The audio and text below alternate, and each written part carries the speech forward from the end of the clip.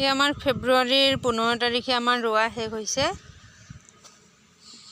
এতিয়া এমাহ হোৱা নাই বাৰু, এনেকুৱা হৈ আছে এতিয়া ধানবোৰ। এই সন্মুখৰ ধানখিনি মুৰ্গীয়ে খাই আছে, পাতবিলাক খুটিয়াই খুটিয়াই। সেইকাৰণে গৰু ছাগলী খোৱাৰ নিচিনা হৈ আছে। মুৰ্গীয়ে খুটি খুটি আগবিলাক খাই পেলাই।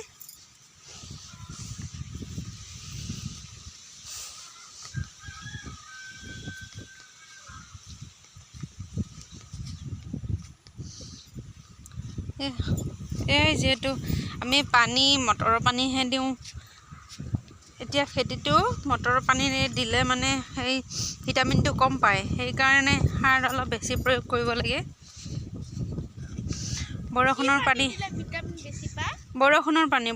পানী নায়েই এতিয়া। আৰু আমি পথাৰত আহিলে এয়া বনবিলাক, এয়া গুটিবিলাক গজালি আহি গৈছে।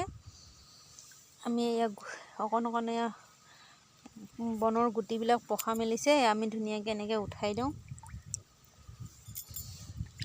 ৰ'বা, উঠাই দিয়া, লৰাই নিদিবা।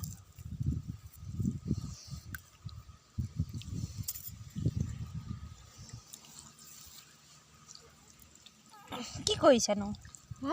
কি কৰিছানে? গুটিখিনি উঠাই দিয়াচোন।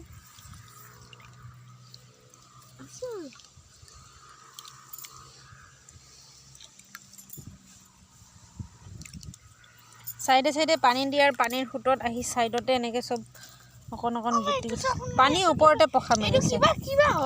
কি কিবা এটাই ধুই চাওক, কি বস্তু এইটো? চাওঁ কি বস্তু?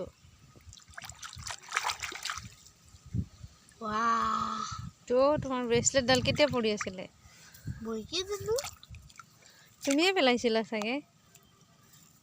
এইডাল মোৰ নহয়। কাৰ? মোৰ তাত পিংক কালাৰৰহে আছিলে, হাৰ্ট শ্বেপৰ গোটেইকেইটা। এয়া উঠাই দিছোঁ মই। কিন্তু এইডাল কাৰ হয়?